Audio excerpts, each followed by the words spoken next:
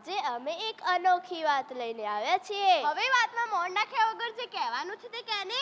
કહું છું ભાઈ, તું તો ભારે ઉતાવળી. પહેલા બધાનો પરિચય તો આપવા દે.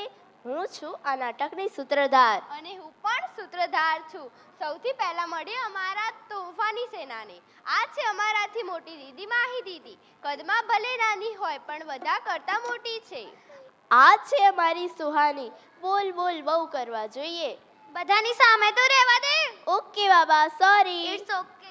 આ છે અમારી સોસાયટીનો ડાયો ડમરો અને સૌને મદદ કરતો વિવાન.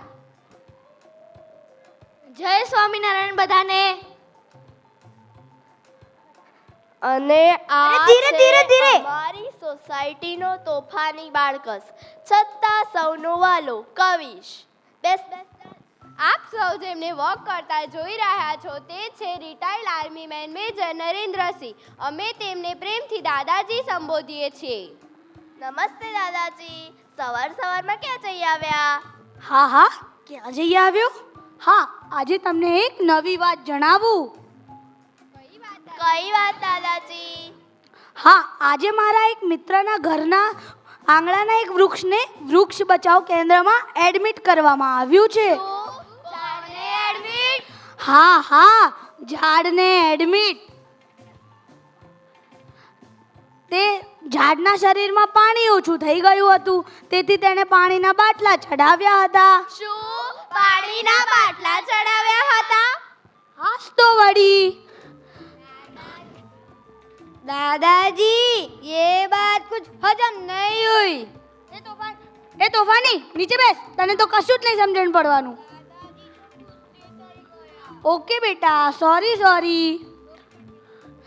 તમને બધાને ઇન્હેલરમાંથી ઓક્સિજન લેતા જોઉં છું ને, તો મને મારા જૂના દિવસો યાદ આવે છે. હાલના સમયમાં ઓક્સિજન લેવા માટે ચેમ્બર્સ ઊભી કરવામાં આવી છે. રોજબરોજ ઇન્હેલર અને સિલિન્ડરો ભરાવા પડે છે. અમારા જમાનામાં તો હવામાંથી ઓક્સિજન મળી રહે તો. શું હવામાંથી ઓક્સિજન? હા, હવામાંથી ઓક્સિજન. દાદાજી શું વિચારમાં પડી ગયા? હું તમને એક પ્રશ્ન કરું. કરો દાદાજી. અત્યારે આપણા દેશમાં કેટલી ઋતુઓ છે? 2 ઋતુ દાદાજી. Two season. અમારા વખતમાં તો 3 ઋતુઓ હતી. 3 ઋતુ મીન્સ કે 3 સીઝન. હા, 3 ઋતુ. શિયાળો, ઉનાળો અને ચોમાસું. ચોમાસું? દાદાજી, ચોમાસા વિશે વિગતવાર સમજાવો ને. ઇન્હેલરમાંથી ઓક્સિજન લેતા બાળકોને ચોમાસાની ક્યાંથી ખબર પડવાની છે? તો જુઓ, સાંભળો. ઉનાળાના 4 મહિના ગરમી પડે. સૂર્યના સીધા કિરણો દરિયાના પાણી પર પડે. દરિયાના પાણીનું બાષ્પીભવન થાય, તેના વાદળા બંધાય અને આકાશમાંથી પાણી સ્વરૂપે વરસાદ વરસે. દાદાજી, આકાશમાંથી પાણી વરસાવવું હોય તો શું કરાય? ચાલો આપણે આ દૂરની ખુલ્લી જગ્યામાં વૃક્ષારોપણ કરીએ. દાદાજી, સાચું કહીએ તો અમે વૃક્ષ જોયા જ નથી. હું કેટલાક રોપા લાવ્યો છું, તો ચાલો તેને વાવીએ. બાળકો વૃક્ષારોપણ કરે છે.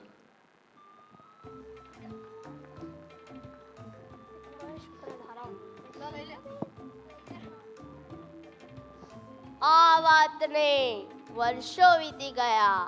દાદાજી એક સારા સમાચાર આપવા છે. હા બેટા, કહો. આકાશમાં કંઈક લાઈટ જેવું દેખાઈ રહ્યું છે. ચારે બાજુ આકાશ કાળું ભંબર થઈ ગયું છે. હે, શું કહો છો? તો આજે નક્કી જ વરસાદ આવવાનો છે. હે ભગવાન, તારો આભાર. તે કેટલા બધા વર્ષો પછી વરસાદ મોકલ્યો છે. હવે કોઈએ નકલી પાણીનો ઉપયોગ નહીં કરવો પડે.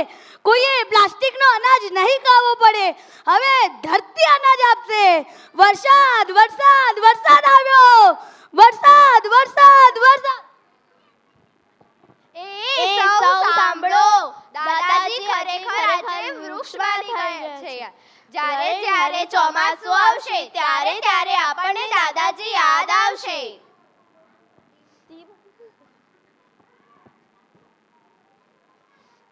આકાશેથી જળ વરસાવતું એક હતું ચોમાસું, ખેતરની લીલાછમ રાખતું એક હતું ચોમાસું. લીલી ચૂંદડી ધરતી ઓઢે, લીલી ચૂંદડી ધરતી ઓઢે, કુદરત સોળ કળાએ ખીલે, ફૂલ પાંદડા સજીવન કરતું એક હતું ચોમાસું. વાદળો ગોરંભાતા અને વીજળી થાતી નભમાં, વાદળો ગોરંભાતા અને વીજળી થાતી નભમાં, પક્ષીનો કલરવ સંભળાતો રાજીપો નસનસમાં. ઝરણા નદીના જળ છલકાવતું એક હતું ચોમાસું, આકાશેથી જળ વરસાવતું એક હતું ચોમાસું, ખેતરને લીલાછમ રાખતું એક હતું ચોમાસું. ચાલો સોગંદ લઈને કહીએ ધરતી રાખીશું લીલુડી, આંબો લીમડો પીપળો વાવીશું વાવીશું વળી પીલુડી. આવો આપણે સૌ પ્રતિજ્ઞા કરીએ. આપણે દરેક વ્યક્તિ ઓછામાં ઓછું એક વૃક્ષ તો વાવીશું જ. વૃક્ષ દેવો ભવ, વરુણ દેવો ભવ, વૃક્ષ દેવો ભવ, વરુણ દેવો ભવ.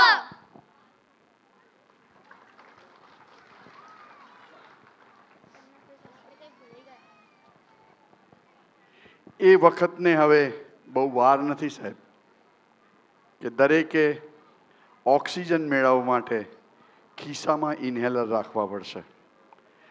કુદરતનું નિકંદન નથી કર્યું, તે કુદરતનું સત્યાનાશ વાળ્યું છે સાહેબ. ચારે બાજુ સિમેન્ટના જંગલો, રિંગ રોડ ફરતા લીલુડી છે વાડીઓ હવે ગીતોમાં અને સપનામાં થશે જો આપણે વૃક્ષ પ્રત્યે જાગૃત નહીં રહીએ, ચોમાસા પ્રત્યે જાગૃત નહીં રહીએ, ઋતુઓ પ્રત્યે જાગૃત નહીં રહીએ. આ નાના બાળકોએ આપણી સમક્ષ સુંદર મજાનું એક સ્કીટ રજૂ કરી. ખૂબ ખૂબ અમને અભિનંદન આપી દઈએ. Thank you very much. ખૂબ ખૂબ આભાર. ખૂબ ખૂબ આભાર.